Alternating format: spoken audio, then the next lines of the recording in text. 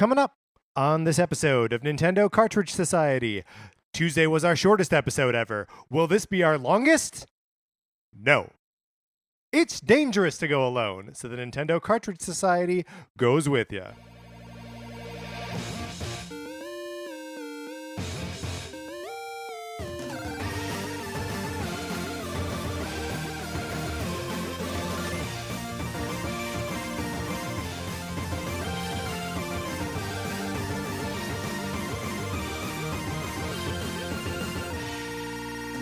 Welcome to Nintendo Cartridge Society. My name is Patrick Ellers, and I am joined, as always, by my co-host, Mark Mitchell. We've got a good show for you today. We're going to be talking about the news from the week, including our visit to a Luigi's Mansion 3 preview event. And then this is the Thursday episode, so I can't tease a Thursday episode. Mark, how you doing? I'm doing great. Patrick, it's so nice to have you back in fighting form. Oh, my God. I was out of fighting form. I was being fought by myself. It was not a good scene, one of those man. Classic narrative setups, right? Man versus society, man versus nature, man versus himself. That was me.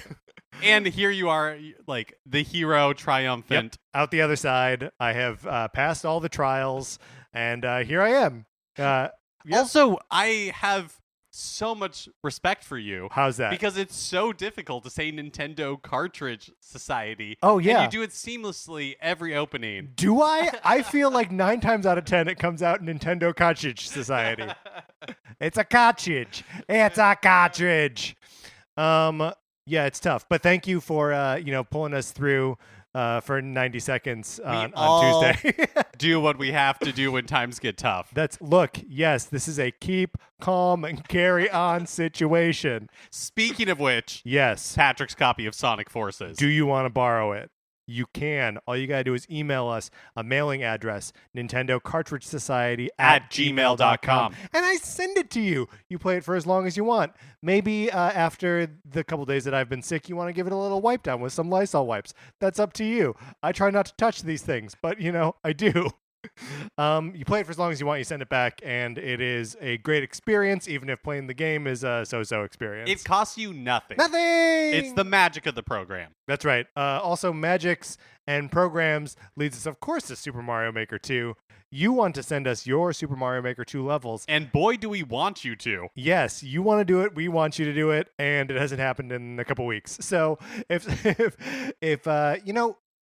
first I was like, send us the levels that you're making. If you stumble across a level that's super cool. We are broadening the horizons here. Yes, and this is I'm making this call at game time here. We had not discussed it ahead of time. I'm saying go ahead and send those to us. I love it. We have a newfound appreciation for life after Patrick is sick. It's basically our own like mini Yes Men episode.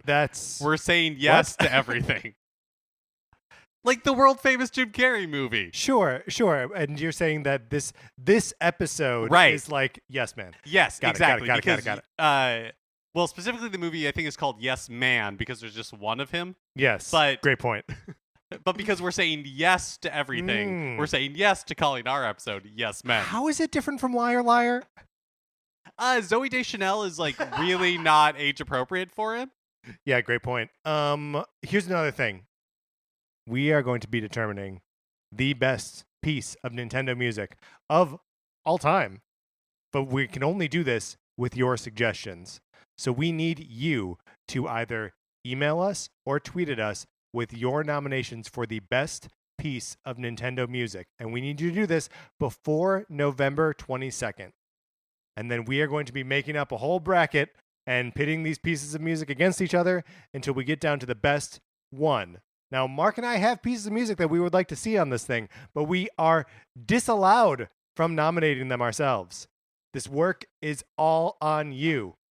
That's right. And you can send as many pieces of music as you want, but please put them in some sort of priority order. So that way the list is getting large. Right. And we just want to make sure that we're getting at least one favorite from everybody. Right. And this is not to dissuade more people from entering. We want as many as we can. Please make this difficult for us. Please make this difficult for us. Thank you, Blake, for sending in a suggestion. And thank you to everyone else who has sent in submissions prior to that. Okay, Mark, are you ready to get into what we've been playing this week? Yeah, let's do it.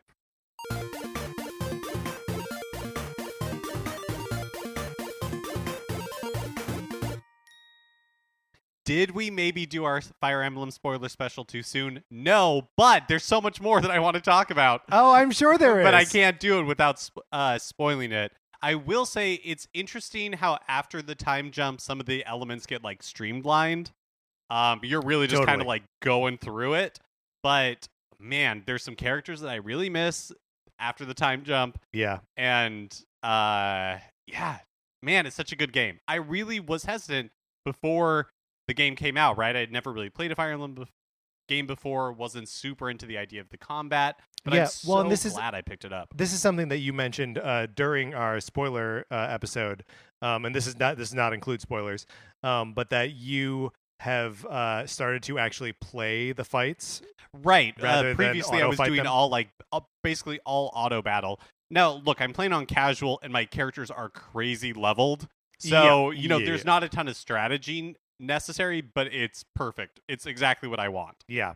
Well, that's great, Mark. I'm really happy that you are having such a good time with that. I am continuing to play Dragon Quest XI-S, and therefore being bad at getting back to playing Fire Emblem Three Houses. And at this point, I've put about a solid day, like a good 24 hours into this game, and I love it. It's like playing a season or several seasons of like an anime or a TV show. And the game is so good at breaking up the encounters into like little episodic things so that like I play for like 3 or 4 hours and I've experienced what amounts to a complete emotional story with either my main characters like at the center of it or like the characters, the NPCs that I'm encountering. And it's just, it's lovely. I cannot, if you've got like any interest in JRPGs or like Dragon Quest or like any kind of turn-based combat, or even anything with like a nice chill story, like this game is so good. And I know I've got so much ahead of me still. But man, I'm loving it. I'm really excited to hear you say that. One, for selfish reasons, because I'm looking forward to playing the game. Yes. And two, because you haven't played a modern Dragon Quest game. Right. The last Dragon Quest game that I played was called Dragon Warrior, and it was on the NES, and I got a cartridge for free with my subscription to Nintendo Power. So I am so glad you're enjoying this because I really love Dragon Quest, and I'm glad it's fun to see somebody else, like a thing that you enjoy as well. Yeah. That you can share that together. And I'm finding, everything, not everything that I found kind of like, there are some sort of things that are, I don't want to say like slow or weird or awkward, but like there were some like encumbrances, I guess, to like enjoying the game that I found at the beginning that I don't really don't bother me now. Like I've kind of given myself over to the idea that I can leave the characters on their sort of auto battle and I don't have to micromanage everything they're doing. Like, yeah, for the most part, I do want these characters to just go all out in every fight, or this one to focus on healing or whatever. And you can set that right at the beginning of the fight, or just like permanently, and not have to like give them every single command. I'm finding something similar with my experience with Fire Emblem, and I think it is one of the benefits of like RPGs. Like, yes, they have a lot of systems, and at the beginning, a lot of times I find with JRPGs, especially, that like the systems feel overwhelming and it feels like there's like so much to do and you're like, it makes the game a little less fun because you're just trying to wrap your head around everything. But the more time you give it and when you get into it, you're able to like ignore the systems. In a good RPG, you're able to ignore the systems you want to ignore and focus on the elements of the game that you enjoy. Yeah. Well, and also like there just comes a point where like I start to trust that like, oh yeah, when I tell the game to auto battle, like that's fine. It's just doing what I would do anyway. And if at any point I wanted to stop, I just push the button and I take over. So like that's all great. Also, the deeper I get into the game, the more variety of music I'm hearing, which is good because there's a while where there's like one town theme, one overworld theme, and one battle theme, and it's like all those same 3 pieces of music for a really long time, maybe like 15, 16 hours. And then at one point you get a boat and you're out on the high seas and that music is different. And the next couple towns you go to all have different music. And I was like, oh, all right. Okay, great. I've broken through what seems like an intentionally monotonous first 20 hours to get to something really wonderful. Also, last Friday, yes, our friend Rachel Chapman, guest on the show, double guest on the show. That's right. Invited us to tag along with her to a Luigi's Mansion 3 preview event that she was invited to. Which we happily did. So we could spend a little time in a building dressed up like Luigi's Mansion, the hotel from Luigi's Mansion, and play the game a little bit. Yeah, it was really cute. I was actually expecting it to be basically just like E3, right? Yeah. With like the same setup and everything, but it wasn't. They had like an old building kind of in like the Westlake district of LA and made it into a little bit of a spooky hotel with the same dapper bellhop outfits that they had at E3. Love these bellhop outfits. What do you think is going to happen to them when the game comes out? I hope they're going into a Nintendo vault somewhere. Yes. But I think there were a few people that were working at E3 who were also working at this event. Do you think those jackets are tailored to those people? I mean, maybe not on purpose, but maybe, right? Like, yeah, maybe just fit them like a glove. Yeah, maybe. We took our pictures with some Luigi statues, a couple different Luigi statues actually, and had some okay snacks, and got like little swag bags.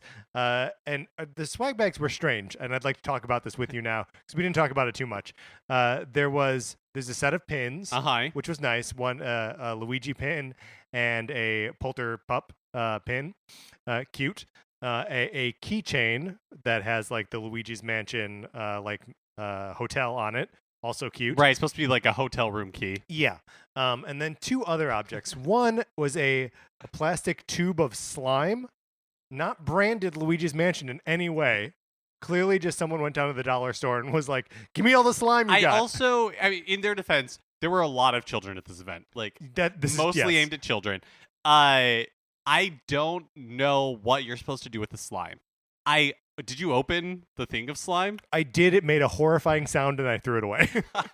I also threw it away because I was so worried that I was going to like dump it on something. Yeah. Because it just seemed like slime. It just seemed like slime and I don't know what you're supposed to do with that. I am willing to bet that if it touched my countertops, it would have stained it. I was so worried. Such an adult terrible thing to be worried about. Yes. But I was horrified at what it was going to stain. And the last thing that was in there was a little bit of cotton candy. Which, it was fine. Mine was grape flavored.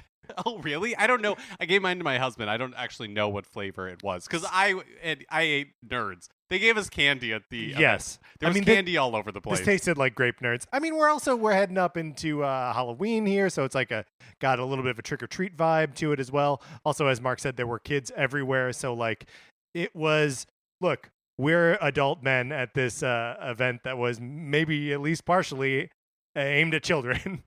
But we also got to play more Luigi's Mansion. In co-op this time. Yes, that's right. And also a new section that we hadn't played at E3. We played the garden area, which was mostly like walking up a spiral staircase that had been sort of partially wrecked by a haunted plant that is being tended to by a ghost gardener. And yeah, we're playing in co-op, and we kind of switch back and forth, and with Rachel too, where one of us was Luigi and the other was Gooigi. And yeah, what'd you think about the co-op play there, Mark? Well, as listeners will know, I died during the E3 demo. Sure did. And the person who was facilitating it, neither of us really knew what to do because I don't think that it happens very often. So I just like walked away without saying anything. So I had to find you later crying in the corner. I cannot Luigi tell comfortingly rubbing your back. How relieved I was. I don't know. It was just like a way more relaxing play experience that I think like I enjoyed the game way more. It got me way more excited for the game. Yeah, totally. I thought it was really cool. Playing the game co-op made it feel a lot more like what I was hoping Captain Toad Treasure Tracker co-op was going to feel like. And I mean, the game overall has very Captain Toad vibe to it, right? Like you can't jump, you're in a kind of diorama-esque space, and you just sort of have to solve the room with the limited set of tools that you have. And the thing where Captain Toad differs is that it's very much based in like camera positioning. The camera here is super static, right? Like it slides left and slides right, but it mostly like it's not going to follow you into the plane of play. So like having two people in it doesn't complicate that in the same way it does with Captain Toad. But having two people means you've got twice as many pairs of eyes looking at what's there, and twice as many brains kind of like trying to figure out how to milk everything you can out of any given room. Right, and the levels really seem to like be built for Gooigi, at least like the ones we saw. So, in which I'm sure it'll be fine in single player, but it seems like a really good game to play in multiplayer. Like it could be really fun. It's something that I'm looking forward to trying to get my husband to play with me. Yeah. I think that's a great fit. And if you're not playing multiplayer, you just push a button to activate Gooigi, and normal Luigi kind of slumps over, and a gooey version of Luigi appears and like does all the puzzle solving that he can do. I mean, it also just seemed like obviously it's not an overly complex game. No. And so I do feel like having that second person there would just make the experience more enjoyable. Yeah. Because it makes it more of a social experience. Yeah, and I mean I think this I'm very much looking forward to this game. But it's not going to be like a huge, just like the original Luigi's Mansion, right? That it's not like a huge bombastic like fun all the time experience. Yeah. Or even one that's going to, slowly open around you like Breath of the Wild. I'm also interested in the multiplayer because from what they showed at Treehouse Live after E3, that also seemed like a lot of fun. The game is enormously cute, no surprise. There was one part in the demo where you sucked up a chainsaw. That's right. Or like a buzz saw. Yeah. Like a circular saw with how many other saws can I name? I think circular saw is correct. I think I finally landed on it. But you suck it up, and you're like destroying everything in the room to find, whatever goodies or money or whatever. And Luigi cannot control this circular saw. No, he cannot. You can see the panic on his face. Desperation. He does not know what to do with this whirling blade of death at the end of his vacuum. So yeah, it definitely made me way more excited to play the game, because before I was excited in theory, but now I'm excited in practice. Yeah, it seems like it's going to be a lot of fun. Mark, then you have a note here in our show notes about Overwatch on Switch. Oh, yeah, I didn't really know where to talk about this, but did Overwatch on Switch bomb? Because I in the US eShop, I don't see it in either the bestseller charts. And so I was like, oh, is it one of those free-to-play games like Paladins, so it doesn't show up here because people aren't buying it? But that is not true. It costs $40. Yeah. So I don't know. Just interesting. Maybe maybe I'm just completely missing it. But. I mean, from what I have, it didn't review particularly well, the Switch port. Like, it just doesn't have the Switch just doesn't have like the horsepower, or it's just not well optimized to but it run just the seems game. Like it's still Overwatch that it would at least crack the top 30. It seems like not, though. Yeah, I don't know. Crazy. All right. Well, so that's what we've been playing this week and a half. Let's get into the new releases and what we might be playing next week.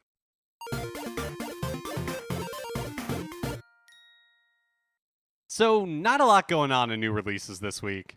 Good point. But a couple of items that you wanted to talk about, or at least are bold on our list. Yes. So the 23rd, what was that, yesterday now? No, 22nd. A couple days ago. On Tuesday, yeah. On Tuesday, Skullgirls Second Encore came out on Switch.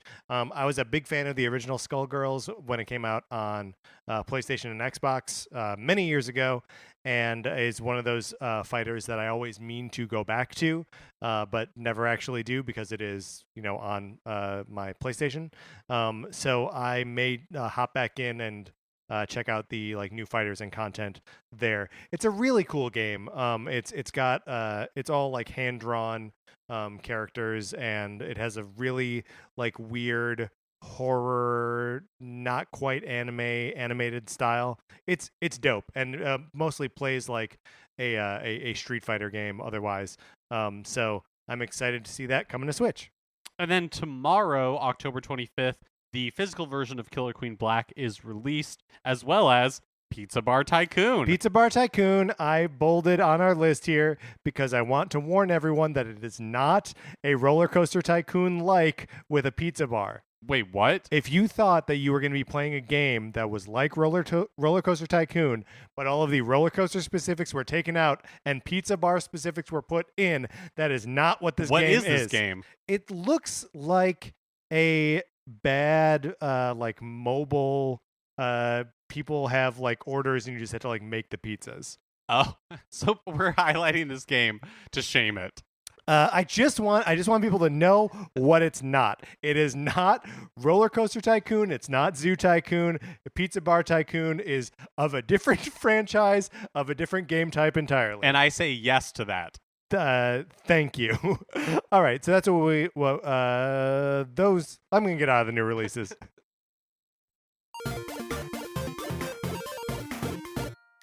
Now it's time for a regular segment on our show. It's time for 433. In 1952, American composer John Cage wrote a piece called 433, wherein a performer or group of performers did not play their instruments for 4 minutes and 33 seconds. For the purposes of this show, our instruments are talking about Nintendo. So, for the duration of one performance of 433, Mark and I will talk about something not at all Nintendo related, thus fulfilling the contract of the piece. Today, we are going to be ranking the following: standing, sitting, lying down. I also considered putting leaning in here. Consider that. Love a good lean. Do we? I mean, if we want to include it, then we could rank actually how much we love it. Yes. Let's include leaning and kneeling. Okay. Wow. That really changes things. I'm putting leaning at the bottom, or kneeling at the bottom. Kneeling, yes. Easily at the bottom. Easily at the bottom. My poor knees. Yes. I just even as a kid having to kneel in church, it was the worst. It was the worst part of the week, and they only make you do it for like 3.5 minutes, maybe. It's too long. It's too long. It's too much kneeling. Kneeling, definitely the worst. Followed, I would say, closely by sitting. Okay, tell me why. Because sitting is killing us all, right? Yeah, look, sitting. We don't want to be sitting. Our body is telling us do not sit down, but we do it all the time. Think of when you are sitting, all you can ever think about is like, I wish I could put my feet up. Oh, yes. And then you're just halfway to lying down. We want to be lying down. That is what we want. I mean, that is definitely true. I have been sick and therefore in bed a lot the last 2 days. So I think I'm going to rank lying down lower than I normally would. Okay, because that's fair. I am tired of it. But let me also... It is so boring. Let me also ask you this. Yes. And yeah, that's true. You can't really eat very easily when you're lying down. No. It's hard to Mark, do anything Are you trying to eat a lot when you're lying down? But maybe, right? Because if you're just like, I'm just going to stay in bed. But it's hard to like do anything because you have to like... If you're like sitting up, laying on your side on like your arm, and so like your shoulders hurt and your elbows hurt. Like none of it makes sense. But I still think it's better than sitting. I don't really like sitting that much. Also, let me ask you this: when you are awake, don't you wish you could be asleep? No, not always. We are very different people, Patrick. Well, here's the thing: when I am asleep, I'm into it. Okay. Right? When I wake up, I become bored with the state of immediate post sleep. Like, I want it to change. I want to get up. So, all right, we got kneeling at the bottom. Yes. I think we agree on that. I think sitting is a next easy choice. Yes. And so that leaves us with standing, lying down, and leaning. I feel like leaning is maybe the next, right? Right. Because that's all. It's another half measure. Right. It's all the joys of standing, but also like you don't have to put so much pressure on your feet. Your poor feet. Right. Well, then actually, are we saying that is our maybe topic? Maybe that's better than standing. Yeah. Okay. So. But again, it's really what you're leaning against. Like, is it a comfortable lean? Is it an uncomfortable, like awkward, up against the wall, just kind of like? I mean, I think we had to rule out that any of these are awkward versions of them. Okay, all right, fair. Right. It's not an awkward sit where you're on a stool that's too tall and you're balancing precariously. I think lean is better than stand. Yes, in ideal circumstances. I'll agree with that. So is this how it goes then? Is that kneel is at the bottom? Oh well, I guess we'll. You can puzzle it out. All right. Yeah. We were accompanied today by the EBU, your radio orchestra. All right, Mark, let's get into the news.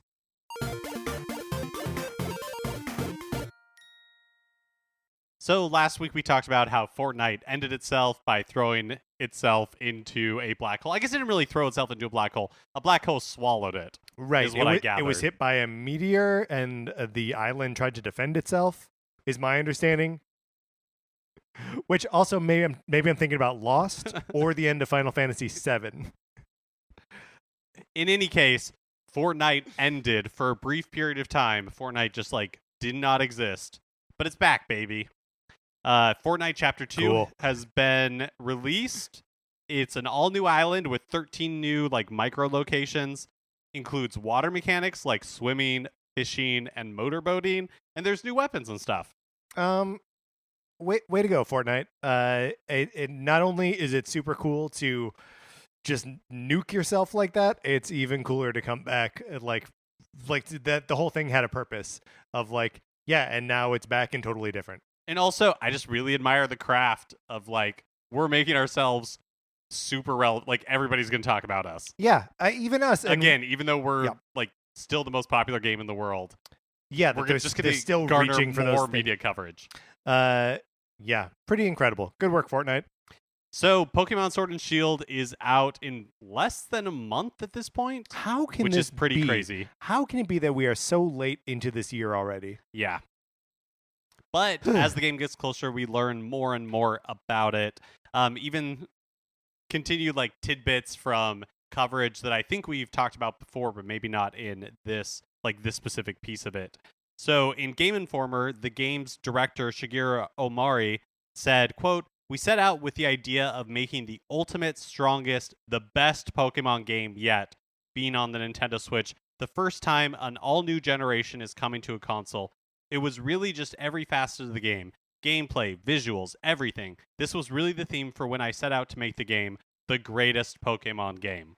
The greatest Pokemon game. I guess, we had talked maybe previously that they were looking at this one to be the battle system in this to be sort of the pinnacle of turn-based combat, and that maybe that won't be the standard that they carry going forward. But it's interesting to hear that kind of idea is being applied here all over. That this is or they're viewing it as the best or the ultimate version of a core Pokemon game. Yeah, and I think we have seen them, whether you're happy with the end results or not, but really trying to rise to the challenge of, hey, this is the first Pokemon game on a console. Yeah. A home console. What can we do? And we see that in the wild area and all that kind of stuff, where they are shaking up the formula, trying to have it fit the home that it's on. Yeah, it'll be interesting to see how well they actually deliver on that. Just I have talked about this before, but there's a little bit of a problem with the Pokemon fan expectations for what the game are, and I'm not saying that those problems are the Pokemon fans, but there's a disconnect between what a large contingent of the fan base is asking for and what the game is providing, or at least what they think it's providing. So I'm interested to see how those things reconcile against each other, and if the game is going to deliver either enough content or enough quality content to sort of quiet that. I mean, otherwise I think there's a little bit otherwise I think there's going to be some problems. I think with that's the game going forward. True for sure. I mean, I think there's going to be that sort of friction anytime you try to do something new, because really what fans, quote unquote fans, want is what existed in the past. Yeah, totally. But I completely agree that sometimes, right, either doing the new thing, you do alienate the old fans, but you gain enough new fans to make it worthwhile, or what old fans, once they have their hands on it, like it. The third option, of course, is that you just do alienate your audience, but you don't grow the audience. It will be incredibly interesting to see how all of this shakes out. We also got some more information about the wild area. Which is yes, the new free roaming area of the game, where you can encounter wild Pokemon and team up with other players for multiplayer raids. Cool. So one of the things we learned is that it's possible to run into drastically over-leveled Pokemon in this area. Terrifying. Which is something that I don't really think you could do before. Like, Pokemon would pretty much level up with you as, like, you were making your way through the game. So you could never... Or just, like, certain areas had different, like, level ranges. Right, but I love the idea, which feels very, like, MMO to me, where it's just like, no, you're just out in this big area, and you encounter this Pokemon that like you are not ready for yet. Yeah, I think that's a lot of fun. And from the Metro, we learned that a Pokemon Company representative who was on hand for the gameplay demo that the Metro representative was doing estimated that the wild area is about the size of 2 regions from Breath of the Wild. And if you're here listening to that and you're like, I should be taking this with a grain of salt. I completely agree, because what does that even mean? What's a region? Is that maybe one tower area? Maybe like section area. Also, look, love them to death, but if you've ever been to like an E3 or something like that, the representatives that are facilitating your hands-on demo like have varying degrees of knowledge about the game, right? They're not necessarily the developer or somebody intimately familiar with it. So this might have just been a person who was taking their best shot. Yeah, right? I mean, based on their limited time with the game. Yeah, totally. I mean, for the most part, it seems like the people running those things know just about everything about the part of the game that you are playing, but in like a very bullet points kind of way. That's not their job to know everything about the game. Their job is to like be friendly and help you through this experience. So yeah, well, grain of salt's taken. We also learned from GameSpot that the game won't force you into the catching tutorial if you've already caught a Pokemon before that point. I guess that's... Wait, if I've already caught a... Right, so... Walk me through this. Well, basically, in Sword and Shield, the way it sounds like, it's like, oh, you're like introduced to your character and all that kind of stuff. Then you have an opportunity, you get Pokeballs, you have an opportunity to run around before the game gets to the point where like you must learn to catch a Pokemon. Right. And so if you've caught a Pokemon in that in-between time, instead of forcing you to go through the tutorial, it's just like, oh, I see you've already caught one. Cool. Let's move on. That's nice. I mean, especially with something like Pokemon where it's like, yeah, look, this is the ultimate Pokemon game, but a lot of the mechanics are exactly the same as they've always been. So yeah, we don't necessarily need to be walked through it every single time. Game Freak also introduced us to some new Gigantamax Pokemon, which if you're just joining us, Gigantamax is a new Pokemon form where basically you can like call on them or summon them, and they are like Godzilla size. They're enormous. So big. Kaiju Pokemon. Just enormous versions, and only like very specific Pokemon can do it. They seem to all be Gen 1 Pokemon. I think not necessarily every Gen 1 Pokemon. Yes. But I think it is only Gen 1 Pokemon that have Gigantamax forms. They showed off a Pikachu. Yes. Gigantamax Pikachu, who is so chunky. Oh my gosh. So chunky. He's a big, chubby boy. And, dare I say fat. Yeah, fat, and I love him to death. And then there's also Meowth, who is hilarious because he's just too tall. When I was... in college, I was a residence life advisor, an RA, and my boss, who lived off campus, had a dog, and her dog had this like squeaky toy, which was a very long-bodied cat, which looks just exactly like this Meowth, like a giant sausage with a cat head and like paws on either end of it. It's very confusing to see this I don't know why he has the shape of a Pringles can, but it's very strange. I love it. Yep. I love these so much. I'm very excited for this game. Me too. I think it's going to be a lot of fun. Techland has been sending out themed postcards teasing the announcement of Call of Juarez Gunslinger for Switch. Did you ever play any of the Call of Juarez games? No, I'm not sure really if I played Gunslinger or if I played... I think there were multiple entries in the series, and I think I might have played one of the other ones. But it's basically just like a kind of what Red Dead Revolver was before Red Dead Redemption. Like reinvented that series. Where it's just like, it's in the West. It's, I think, a first-person shooter. My memory is it's like a first-person shooter. I remember enjoying the game when I played it on PS3, I think.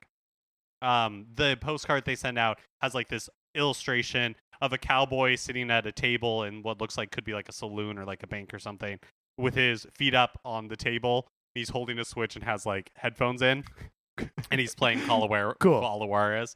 The official announcement is coming today, October 24th. So I'm sure we'll know more details about it by the time we come back with quorum on Tuesday. That's right. With a quorum. I love it. In their annual report, Capcom revealed that the company's recent successes with Resident Evil 2 Remake, Monster Hunter Worlds, and Devil May Cry 5 has led them to an intriguing new strategy, quote, awakening dormant intellectual properties. Now, Mark and I are well-known, on the record, Capcom fans. That's right. We like their franchises, and if they are going to be reviving old franchises, dormant, some would say, we may have some opinions on what franchises should come back. Now, it's interesting because or that we would like to see come back. Yeah, because like all the ones that they listed here are, I think, like their core big franchises. Yeah. So I guess I don't really know which. At this point, it seems like we'd be talking more about like maybe B tier franchises. Yeah. The first one that immediately springs to mind is Dino Crisis. Give me some Dino Crisis. If they could remake the first Dino Crisis, oh man. Yeah, as like a Resident, like Yes. the RE2 remake, but Dino Crisis to me would be awesome. Yeah, it seems like a no-brainer. The original Dino Crisis was so, and I mean, it seems so like pedestrian and stupid now, but like you had several different choices on that story path to like majorly alter the story. Also, Dino Crisis was basically Resident Evil, but like replace zombies with dinosaurs. Right, which like that's a winning formula. It really is. It's kind of amazing that it stayed dormant this long. Yes, and totally. maybe we'll continue to remain dormant. Yes. I'll put another one forward. Another one that seems like a B tier that maybe never truly went away, but if they like recentered it and like did it right, kind of in the same boat as Devil May Cry, actually. But Dead Rising, baby. Yes. I would love to, because the original Dead Rising is such a good game. And like just you being stuck in this mall for the like 3 days or whatever it is, and all of the like cool survivors that you can save or not save, the maniacs that you can take on or not take on. The game is just it's such a small open world, but it is like a true open world game. I also really liked the second one. It to me the parallel is kind of between like Bioshock 2, and then Dead Rising and Dead Rising 2, where I think Dead Rising, the first game, was the more important one. Yeah. Because it introduced all these new interesting ideas, and so it's more memorable for that. And then the second game kind of smoothed the rough edges and maybe smooths it a little too much, and like the narrative's not maybe as good, but Sure. like the mechanics are a lot of fun. I haven't played the third one. It's hard to remember. The fourth one was an Xbox One exclusive, I believe, that came out just a couple of years ago. Yeah. But was not well received. Right, and launched at like $30 or something. Like it was definitely not being treated with the same sort of reverence as a new Resident Evil game or a new Monster Hunter game. I would love to see kind of like a resurgence of that. Also, and maybe this was announced recently. I have like a cloudy memory, but like a new Beautiful Joe. I don't think one of these has been announced. Although a little hard with like the original creators not being on board anymore. But right. Interesting to see what that might look like in the modern day. Also, there were teases on Twitter from the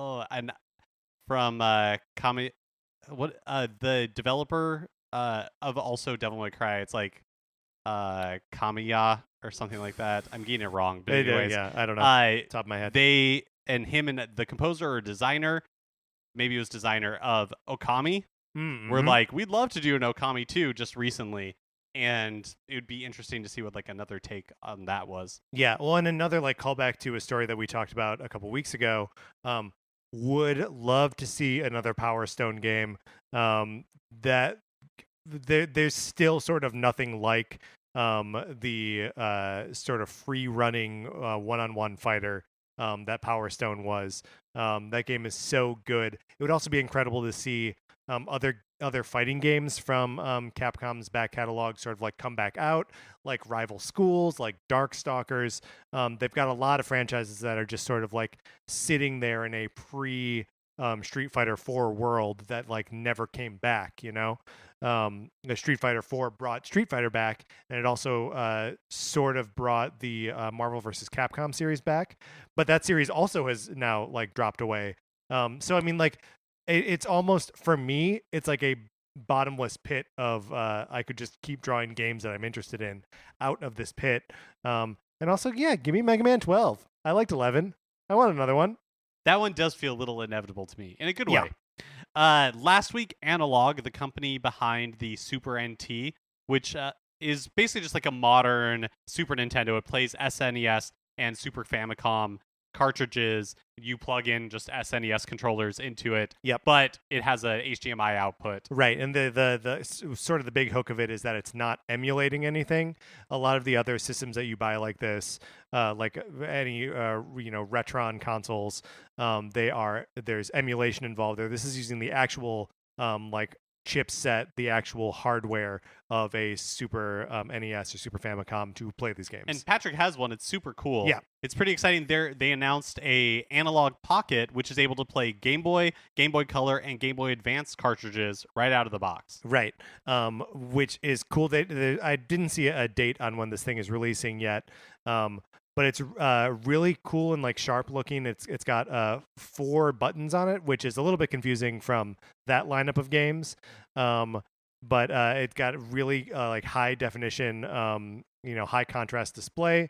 These things will cost $200, which is steep, especially considering it doesn't have any games preloaded onto it. You still need access to the Game Boy Advance, or Game Boy Color cartridges. Luckily, a lot of those are going to be pretty cheap for like the heavy hitters. Yeah, I think less so for the GBA games that are heavy hitters. Like I think it still will set you back a couple bucks to get like Advance Wars or any of the Fire Emblem games or Golden Sun. Like there are some really like awesome legendary, the Metroid games on there that I think, especially once this thing comes out, will be a little bit harder to come by.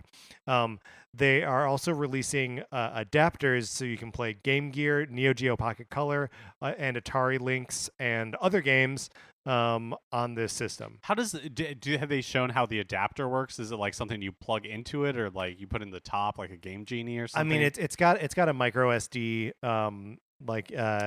input on it, so I assume that it's like that it's like a separate drive. And obviously that'll be a separate cost. But yeah, I mean, it'll be a little bit weird if it's like a dongle onto it. But it does make sense, feel less portable, because the other part of it they're doing is releasing a TV dock. Yes. So you could plug it in and play these games on your TV instead of having to do it in the handheld. I think this is super cool. I don't know that I will ever buy one just because I don't have a library of like Game Boy games that I want to go back to or anything, but I love that it exists. Yeah, I love that it exists too. The price tag is a little too high for me. But yeah, I mean, this is almost enough to make me be like, oh man, I should get into collecting Game Boy cartridges. But then where am I going to put those? What am I going to do with them? Am I going to travel with it? Come on, Patrick. Think reasonably here.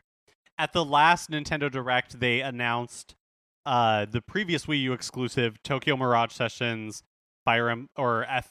How do we call what? Sharp FE. That's right. I always want to say hashtag FE. That, of course, is not correct. No, because it's an idle game, so it's music related.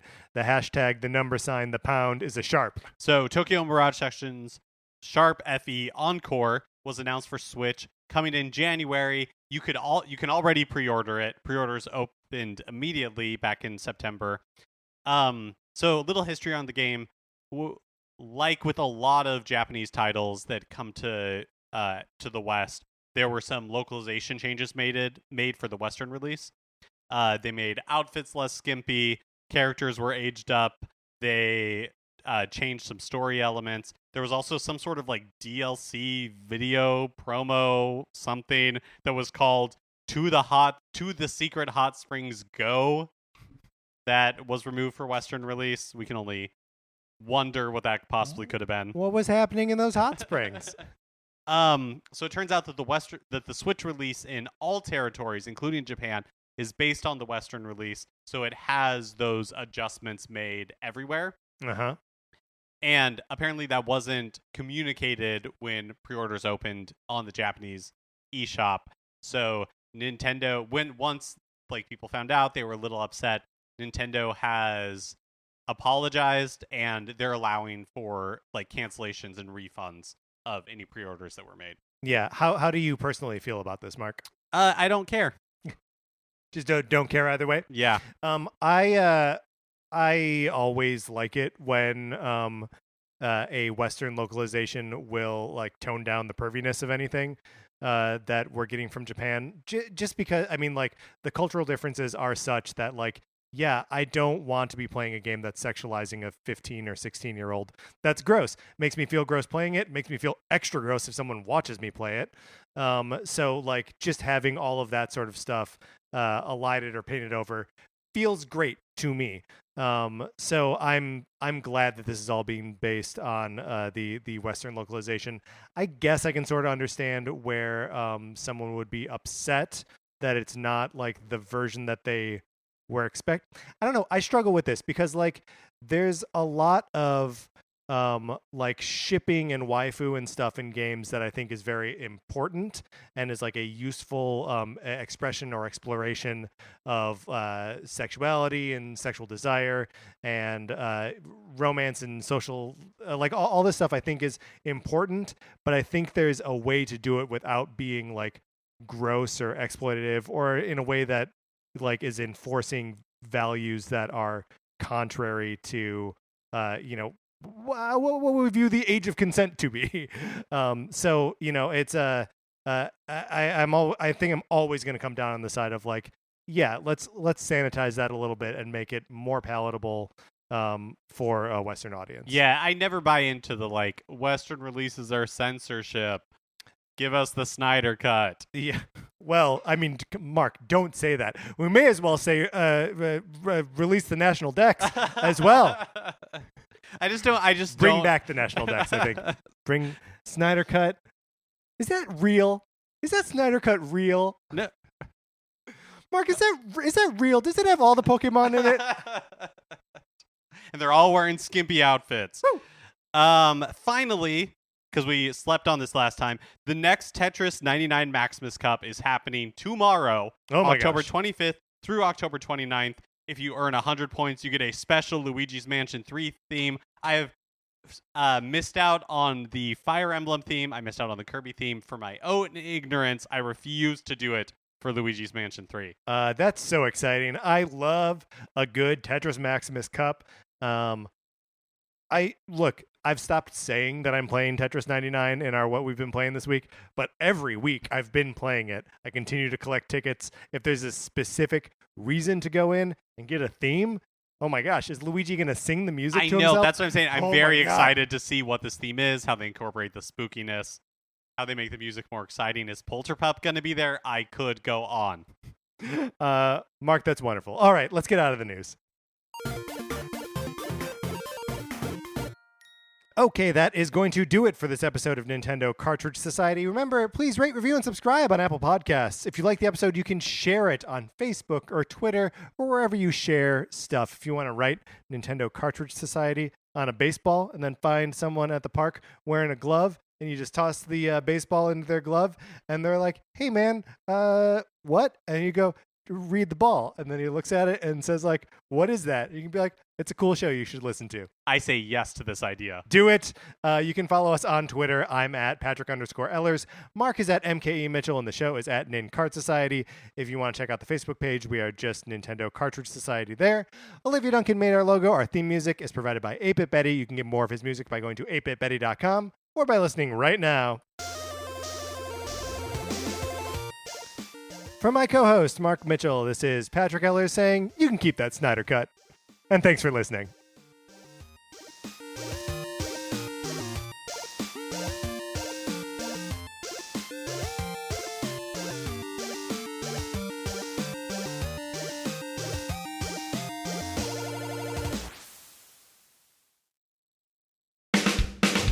Hiya, I'm Hallie Labont from Mega the Podcast. I'm a weekend producer at Twin Hills, a fictional mega church in Broad Ripple, Indiana. And I'm Gray Haas. I'm the youth pastor of our church's teen ministry called Climax. On every episode of Mega the Podcast, we improvise with a new guest comedian playing a different character from our community. Tune in and hear episodes with guests like Cecily Strong. How would you me off? Sorry, am I allowed to say that? I don't know. You know what? It's covered in the blood. Rory Scovel. I said, hey, we could build houses, or we could build our faith in Christ out on a golf course. Eliza Coop. The way I plow the snow is I'm not doing it by any other guidance except from God. And Scott Adsit. Physics is the proof of God. Wow. Because it's perfect. Oh. Well. Do you know what I mean? Yes, absolutely. We couldn't think of physics. Right. Only he could think of physics. Isn't that right? We're on Campfire Media. Listen to Mega wherever you find podcasts.